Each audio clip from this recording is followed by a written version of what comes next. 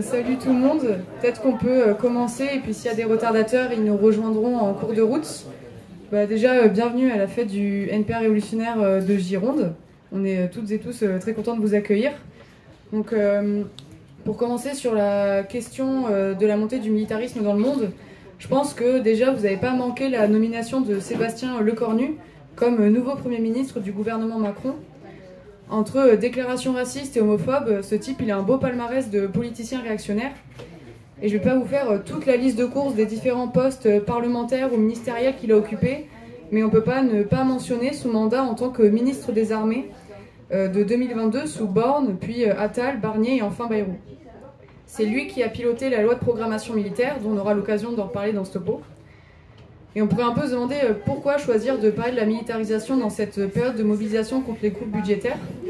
Mais justement, on pense que tout ça c'est lié. Vous avez sûrement eu l'occasion de l'entendre dans nos interventions ou dans notre presse, mais rappelons-le quand même. Les milliards qu'on nous prend par le gel des salaires, des pensions ou la destruction des services publics vont directement dans les poches des patrons. L'an dernier, c'est plus de 200 milliards d'aides aux entreprises. Mais aussi dans l'armée, donc dans les poches de Dassault, Safran et Thales. Et cette logique, elle concerne évidemment pas que la France. La montée des tensions militaristes pousse les autres pays impérialistes à se réarmer eux aussi. Ce qu'on vous propose dans ce débat, c'est justement de discuter de tout ça. Donc dans un premier temps, Nathan interviendra sur où en est l'armement ici et ailleurs. Puis j'interviendrai ensuite sur l'embrigadement dans les idées militaires, sur ce que racontent les autres tendances politiques et les réactions face à l'augmentation des budgets militaires. Et donc pour commencer, je vais laisser la parole à mon camarade. Bonjour déjà.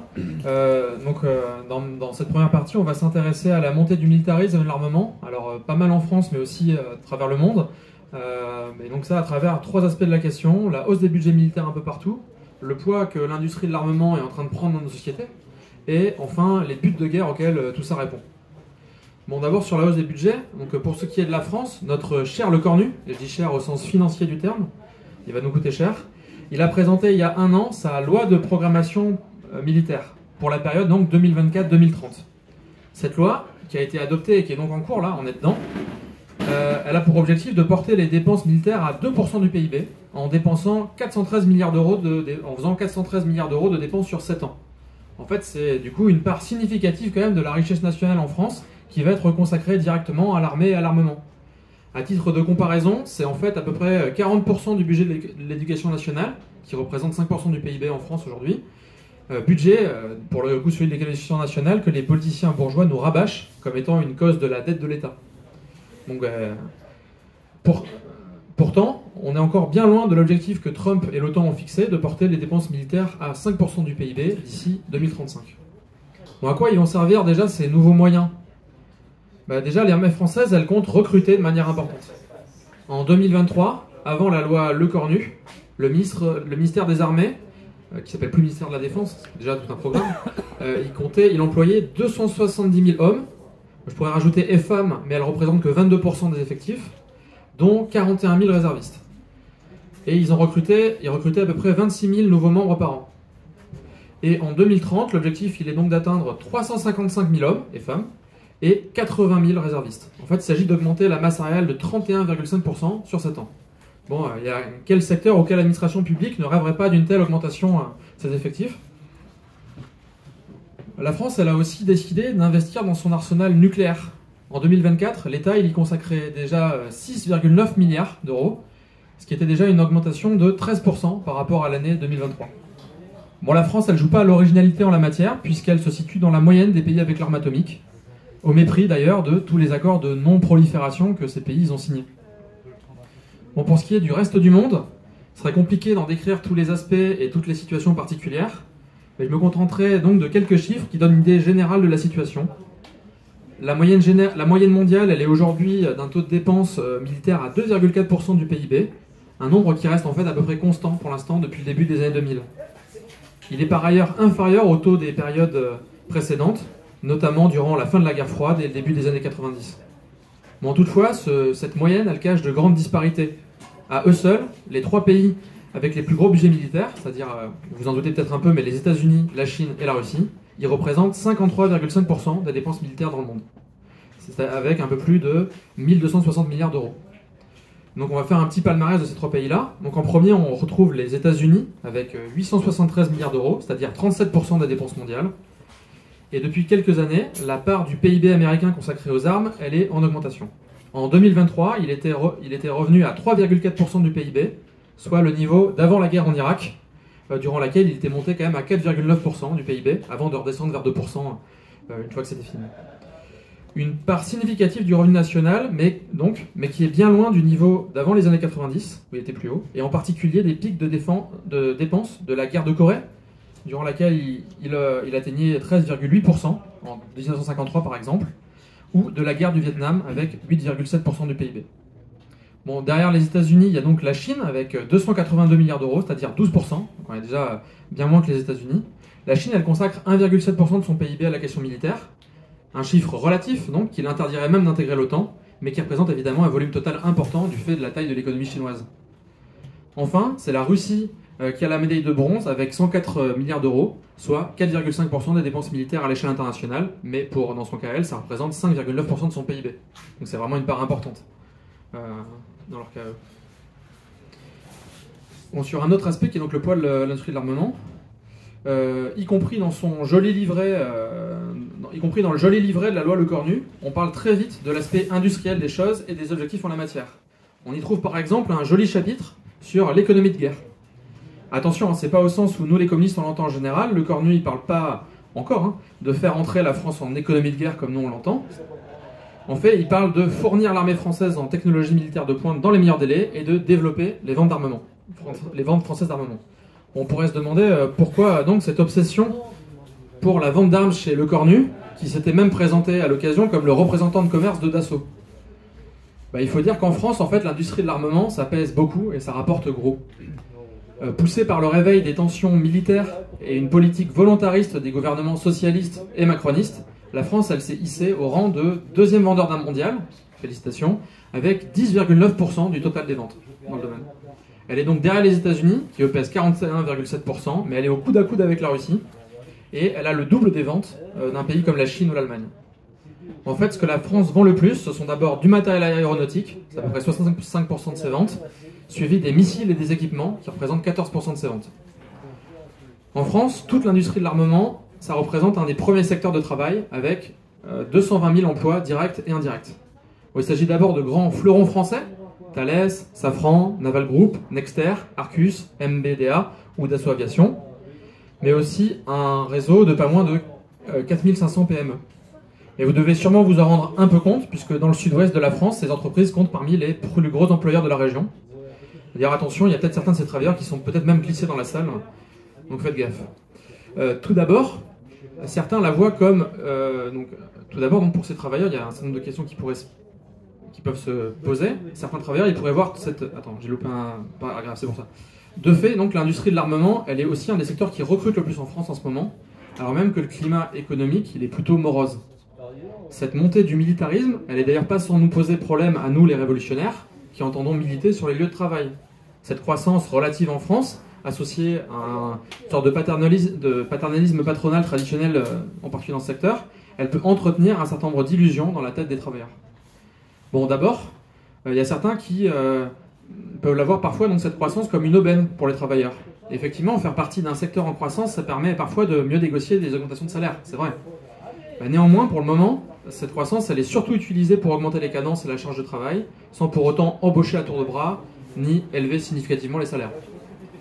Des mots d'ordre, comme on a pu les entendre parfois à Dassault, comme 200 balles ou pas de rafale, ou d'autres du genre, en fait, ils posent problème parce qu'ils sèment la confusion dans la tête des travailleurs, parce qu'ils leur font identifier les intérêts de leur patron aux leurs. Or, les ouvriers, en fait, ils n'ont aucun intérêt à ce que des rafales sortent et à ce qu'ils soient plus français qu'américains ou allemands. Dans ce secteur, le nationalisme, même dans ses versions de gauche ou démocratiques, il a aussi un poids un peu particulier. Après tout, travailler pour Dassault, Thales, etc., c'est beau, c'est faire partie de quelque chose d'important, la défense de la France. Et donc notre défense à nous, quelque part, celle de nos proches, de la démocratie. Mais bon, c'est évidemment une illusion. Ces armes, ça ne sera pas pour défendre nos intérêts ni ceux des travailleurs, mais seulement ceux de nos capitalistes, et il y a peu de chances que les deux y coïncident dans les années qui viennent. Bon, aussi porté par une certaine tradition syndicale, on retrouve une tendance au patriotisme économique et au chauvinisme dans la tête de certains travailleurs. Enfin, une industrie bien française qui ne risque pas de partir ailleurs. Le fleuron de la France, comme on entend parfois aussi. Pourtant, les capitalistes, ils ne s'y comportent pas vraiment différemment que dans les autres secteurs. Ils exploitent, ils soupent et ils font jouer la concurrence, comme partout ailleurs. Et en temps de crise économique ou de guerre, ils sauront rappeler le caractère patriotique de leur industrie pour demander des sacrifices supplémentaires à leurs travailleurs. Bon, malgré tous ces préjugés qui peuvent exister, que les militants révolutionnaires doivent combattre, les ouvriers de l'armement, ils sont d'abord ouvriers, donc travaillés par leurs intérêts et la conscience de classe qui peut en être. Il n'y a donc aucune raison pour nous de déserter ce secteur-là comme militants, bien au contraire. D'ailleurs, dans la Russie de 1917, c'était d'une fonderie de canons, l'usine Poutilov, qu'était partie notamment la révolution russe. Bon, enfin, donc, pour ma troisième petite partie, avant de laisser la parole à Lilou, on va dire que tout ça c'est bien joli donc, mais pourquoi produire et acheter toutes ces armes alors que ça coûte si cher et qu'il faut faire des économies? D'après les mêmes d'ailleurs, hein. D'après Le Cornu et compagnie, feu Bayrou retourné à Pau, etc. À quoi se préparent donc nos gouvernements et nos capitalistes dans ce mouvement général de remilitarisation? Bon, dans l'édito de son livret, Le Cornu, il écrit « La loi de programmation militaire 2024-2030 doit permettre à la France de faire face aux nouvelles menaces qui pèsent sur elle et de maintenir son rang parmi les premières puissances du monde. » Bon, c'est très beau. En fait, notre nouveau Premier ministre, il nous répond exactement, comme le célèbre général prussien Karl von Clausewitz, que la guerre, c'est la continuation de la politique par d'autres moyens. En fait, derrière la remilitarisation de la France, il s'agit de donner les moyens de continuer les ambitions impérialistes des patrons français. À l'époque de l'impérialisme, il n'existe plus un seul coin qui échappe aux capitalistes. L'enjeu principal, c'est donc de contrôler les ressources pour pouvoir produire les marchandises et de contrôler les marchés pour pouvoir les vendre. Si on regarde la liste des opérations extérieures, les OPEX comme on dit dans le langage des bidas, sur les 20 dernières années, la plupart sont consacrées à des interventions en Afrique ou au Moyen-Orient. C'est-à-dire en fait la chasse gardée de l'impérialisme français, son ancien empire colonial. Les immenses richesses minières de l'Afrique, elles y jouent à chaque fois un grand rôle. La France est ainsi intervenue à plusieurs reprises au Niger, où elle se fournit en uranium, au Congo, pour ses terres rares, ou au Mozambique, pour son pétrole. Ces conflits, ils peuvent également viser à faire plier ses concurrents économiques pour garantir sa mainmise sur les ressources et les marchés. Bon, la guerre, pour nous, la guerre en Ukraine, elle n'est pas impérialiste, au sens où elle n'oppose pas directement les États-Unis à la Russie. Pour le moment, elle est bien plutôt un conflit impérialiste de la Russie pour garder la mainmise de son ancien empire. Néanmoins, les États-Unis ont su profiter de ce conflit grâce à leur énorme complexe militaro-industriel. Ils ont réalisé une grosse opération commerciale pour leurs vendeurs d'armes, puisqu'ils ont réussi à en vendre à l'Ukraine et à beaucoup de pays européens notamment. Ils ont évincé la Russie comme concurrent sur le marché européen des hydrocarbures et du nucléaire, et ils ont préempté les matières premières ukrainiennes dans le cas où l'issue du conflit leur serait favorable. À leur échelle plus réduite, les capitalistes européens, ils ont su faire la même chose en Ukraine. Le conflit des États-Unis avec la Chine, dans lequel il y a régulièrement des épisodes réguliers de menaces militaires, il vise au moins autant à des buts politiques, maintenir l'hégémonie américaine en Asie, qu'à affaiblir les fleurons économiques chinois et leur mainmise sur certains marchés. Par exemple, au-delà de l'aspect sécuritaire de la question, l'interdiction du fabricant chinois Huawei visait directement à l'empêcher de rivaliser avec Apple et Samsung sur le marché mondial des télécommunications. Enfin, mais ce n'est pas le moindre des objectifs militaires, une armée puissante, ça permet de faire la guerre au peuple et à la classe ouvrière. Ce que Le Cornu, comme le reste des impérialistes, appellent pudiquement des guerres contre le terrorisme, souvent. En fait, ces trucs-là, c'est essentiellement des guerres contre les peuples. Pour la France, on peut penser à beaucoup d'interventions militaires en Afrique pour peser sur l'issue des élections ou même des coups d'État, notamment au Niger, au Tchad, au Togo, pour réprimer les grèves de fonctionnaires au Mali. La guerre en Irak, par ailleurs, au départ lancée pour faire tomber le régime de Saddam Hussein, elle est aussi devenue une opération d'occupation et de répression des peuples à grande échelle dès 2023. Et est-ce qu'il faut rappeler que la guerre génocidaire à Gaza, elle est elle aussi qu'une entreprise de lutte contre le terrorisme, si on en croit l'État israélien. Sur ce, je passe la parole à Lilou pour la seconde partie. Un peu partout, nos gouvernements ils cherchent à nous mettre au pas en trempant sans timidité dans le vomi réactionnaire. Lois, projets, réformes, autant d'outils à leur disposition pour nous préparer à l'effort de guerre. Il y a quelques jours, Le Cornu a annoncé mettre fin au service national universel, mis en place par Macron en 2019, qui est, on peut se le dire, un vrai tollé. En quelques mots, ce SNU était supposé donner un avant-goût de l'armée à des jeunes volontaires entre 15 et 17 ans. Donc ce séjour à l'armée, c'était un ramassis de tout un tas de dégueulasseries. Donc salut devant le drapeau tricolore à l'aube, uniforme, marche militaire. Mais le SNU, c'était aussi des heures d'exercice dehors sous le cagnard qui ont donné lieu à plusieurs malaises, des cas de harcèlement moral dégradé sur les jeunes, mais aussi un paquet de fric, plusieurs dizaines de millions, dépensés pour la mise en place de ce projet. Ce SNU, il a été contesté à très juste titre dans la rue et dans les lieux d'études par une partie des étudiants et des professeurs, scandalisés par cette volonté d'embrigadement de la jeunesse, mais aussi par la propagande pour encourager les lycéens à participer, en leur soufflant à l'oreille que faire son SNU pouvait donner des plus sur les dossiers de candidature aux études supérieures via Parcoursup.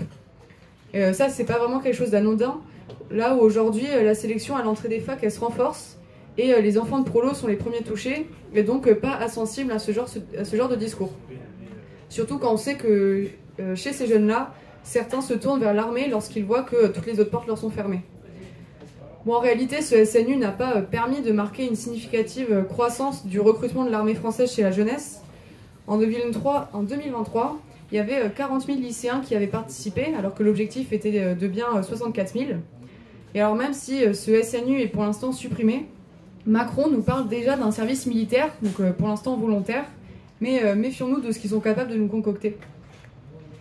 Aussi, il y a cet été une note du ministère de la Santé, à ce moment-là c'était Catherine Vautrin, qui a fuité dans le journal Le Canard enchaîné, adressée aux agences régionales de la santé le 18 juillet dernier, concernant la réquisition des hôpitaux pour l'effort de guerre. Cette note, elle parle notamment de permettre la création de nouvelles infrastructures médicales dédiées à l'accueil des soldats blessés, donc près des ports, des gares et des frontières. Et c'est un peu cynique quand on voit que chaque année, les centres de santé croulent sous le manque des moyens pour accueillir dignement les personnes malades, que des plannings familiaux sont contraints de fermer et que dans certains départements, il faut faire plus de 100 bornes pour atteindre les urgences les plus proches.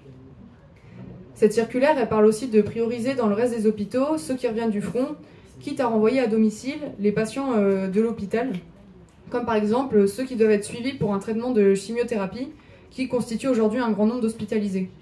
Donc avis aux patients civils, prière de passer l'arme à gauche, FISA pour laisser place aux héros de la nation. D'une manière plus large, cette montée des idées militaristes et ces projets qui l'accompagnent n'ont pas pour seul but le recrutement immédiat et massif dans l'armée, même si la loi de programmation militaire a pour objectif l'entrée de 75 000 nouveaux militaires de métier. Mais en fait, ils cherchent surtout à nous préparer progressivement à l'effort de guerre. À ce que si nous rentrions dans un conflit guerrier, qu'il soit naturel d'aller au front pour servir de chair à patron. Donc voilà la société que la bourgeoisie elle nous prépare, une société mobilisée pour produire des canons, entonner la Marseillaise et mourir pour nos capitalistes. Et Macron n'est pas le seul à nous servir la soupe nationaliste. Quand il a annoncé l'augmentation du budget militaire, bon, la droite et l'extrême droite ont applaudi sans réserve, il n'y a rien d'étonnant là-dedans. Mais à gauche aussi, toute la clique du nouveau Front populaire, donc PS, les Verts, le PC et la LFI, tout le monde s'est mis au garde à vous pour approuver la soi-disant nécessité de renforcer l'armée française. Donc il y a le PS et les Verts qui insistent sur le fait qu'il est nécessaire de produire des armes, mais seulement pour les pays qui ne violent pas le droit international. Donc pour les autres, pas de problème. Le Parti communiste, il fait mine de s'indigner de la loi de programmation militaire pour ensuite venir nous raconter un peu partout qu'il nous faut une armée forte capable de défendre les intérêts économiques français. Donc ces partis qui prétendent s'opposer à Macron, ces partis prétendent s'opposer à Macron, mais quand il s'agit de défendre les intérêts de la bourgeoisie, ils marchent tous dans le même sens. Mélenchon et la France insoumise ne sont pas si différents que ça. Ils critiquent souvent Macron, font figure d'opposition, mais dès qu'il s'agit de souveraineté et d'indépendance nationale, ils se rangent derrière les marchands de canons. La France insoumise, par exemple, elle défend le retour du service militaire obligatoire dès maintenant, en fait. Vous pouvez lire ça dans leur programme. Et puis, tout y passe, du maniement des armes aux formations ponctuelles dans d'autres secteurs comme la police ou la gendarmerie. Mais je vais vous épargner tout le reste du catalogue programmatique militaire de la France insoumise. Mais à part ça, vous avez peut-être vu Mélenchon qui a récemment déclaré soutien à Dassault dans le refus de se mettre à disposition de l'Allemagne, priorité à l'indépendance et la souveraineté pour se défendre. Donc quel beau cirage de pompe à l'un des plus gros fabricants d'armes français qui engrange des profits colossaux sur la mort et les guerres. Et en parlant de Dassault, encore, à l'usine de Cergy, la CGT a diffusé un tract où il est écrit « Acheter un Rafale, c'est garder sa souveraineté ». Bon, phrase complètement abjecte, mais rien d'étonnant venant de la CGT qui n'étouffe pas dans ses idées nationalistes.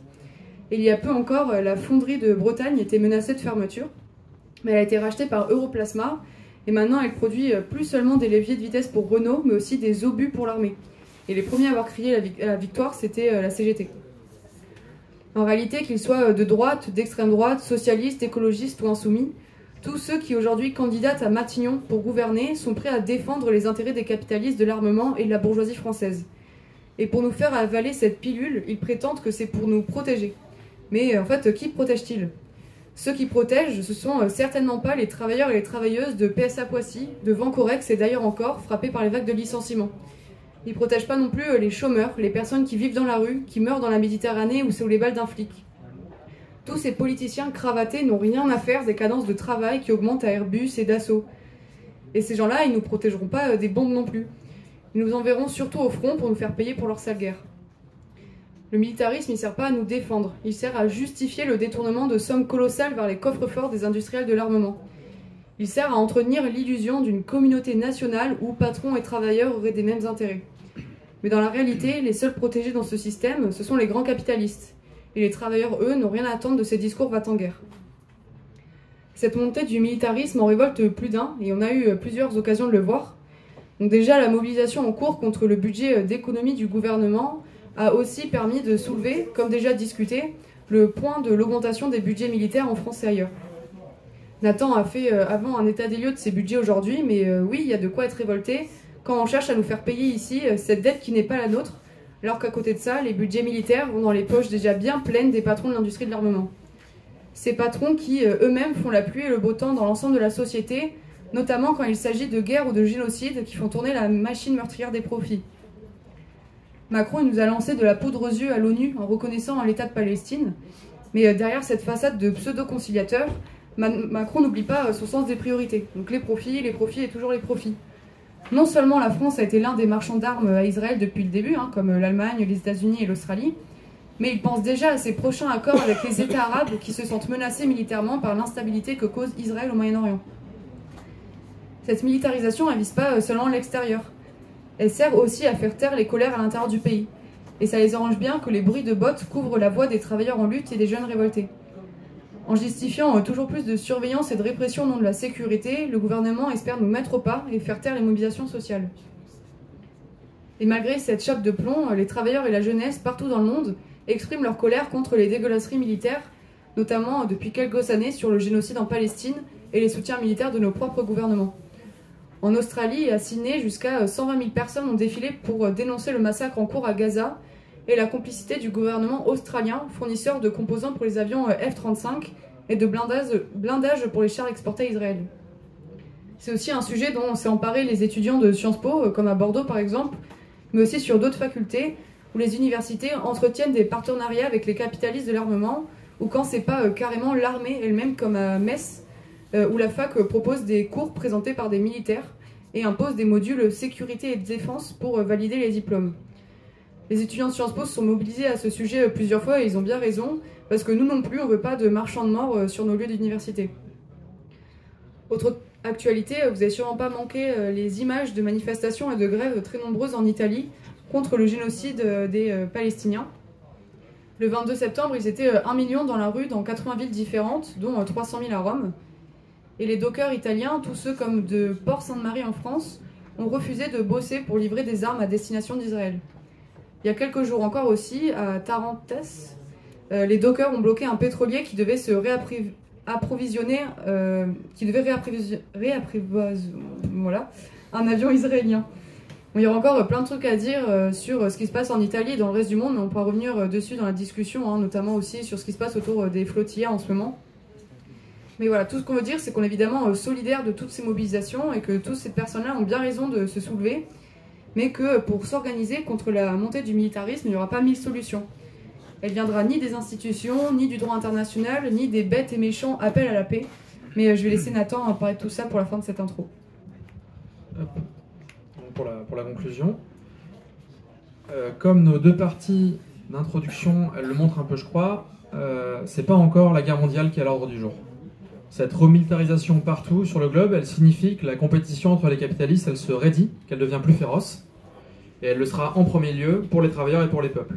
À partir du point où on en est aujourd'hui à ce niveau, les choses elles peuvent évoluer rapidement vers plus de militarisation, comme stagner encore un certain temps. Alors, qu'est-ce qu'il faut faire? Bon, l'avènement de conflits de plus haute intensité, comme disent les militaires, sobrement, et même à terme d'une guerre mondiale, elle dépend de rivalités économiques, d'appétits impérialistes, de crises économiques sur lesquelles nous, le NPA, les travailleurs, tout le monde, on n'a pas la main. Mais ces conflits-là, ils dépendent aussi, en grande partie, du rôle que les exploités et les opprimés y joueront dans les décennies qui viennent. La guerre vers laquelle tend le capitalisme, c'est pas une fatalité qui nous resterait qu'à attendre et préparer, même si on aura aussi un rôle à jouer ce jour-là. En fait, pour nous, c'est seulement la classe ouvrière, c'est la classe ouvrière qui est c'est la seule force qui peut arrêter la guerre, à condition de s'attacher à cette tâche-là. S'atteler à cette tâche, pardon. Aucune guerre pour le compte des capitalistes, en fait, n'est possible sans la participation du prolétariat, et elle a donc le pouvoir de les arrêter toutes. Comme elle produit l'essentiel de la richesse et des biens dans la société, aucune armée ne peut se bâtir sans elle, et elle est aussi le but de guerre essentiel. C'est-à-dire, en fait, dans cette société, qui a le pouvoir de décider, le pouvoir de décider qui produit quoi pour qui. Pour que les travailleurs en arrivent là, il faudra qu'une nouvelle génération de militants communistes et révolutionnaires leur dévoile le fond réel de ces guerres impérialistes, comme de tous les conflits sociaux d'ailleurs. Des militants qui n'auront pas peur de battre en brèche tous les mensonges, toutes les illusions patriotiques qui mènent vers la confusion entre les intérêts des travailleurs et ceux des patrons, donc vers la collaboration de classe. Que ces illusions, elles viennent d'ailleurs de la droite, de la gauche ou des syndicats. En fait, en 3 mots, il faudra aussi que les travailleurs se dotent d'une organisation de combat, et en un mot, c'est-à-dire d'un parti, pour mener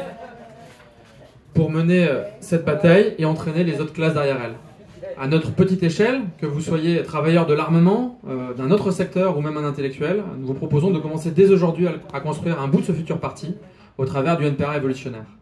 Bon, même si le combat politique il peut sembler morose en ce moment, et à juste titre, quand même par certains aspects, il faut bien le dire, nous ne partons pas de rien pour que les travailleurs se dressent enfin contre ce monde d'exploitation et d'oppression. Comme l'évoquait Lilou, les explosions sociales actuelles, et pas seulement celles contre les guerres d'ailleurs, elles sont nombreuses en ce moment. En fait, ces dernières années, il n'y a probablement pas eu un seul jour, sur un seul continent, sans qu'il y ait eu des travailleurs ou des peuples qui se soulèvent. Ces révoltes, elles sont notre meilleur point d'appui, parce qu'elles peuvent être une école à large échelle pour les travailleurs. Dans leur lutte, en fait, les travailleurs, ils y révèlent leurs intérêts, leurs ennemis, leurs faux amis, et ils peuvent reléguer au passé les illusions qui les paralysaient. Ils y découvrent aussi leur force véritable, avec laquelle ils peuvent faire tomber bien plus que des ministres ou des présidents. Et pour peu qu'il existe une organisation pour incarner cette option politique jusqu'au bout, ils trouveront en eux-mêmes le pouvoir d'en finir avec cette société. Pour que toutes ces guerres économiques ou militaires se transforment en guerre civile, une guerre de classe, définitivement pour renverser les capitalistes et leur société, ou pour le dire, je vais terminer là-dessus, comme les communistes ukrainiens d'il y a un siècle, qu'il y ait enfin paix aux chaumières et guerre au château.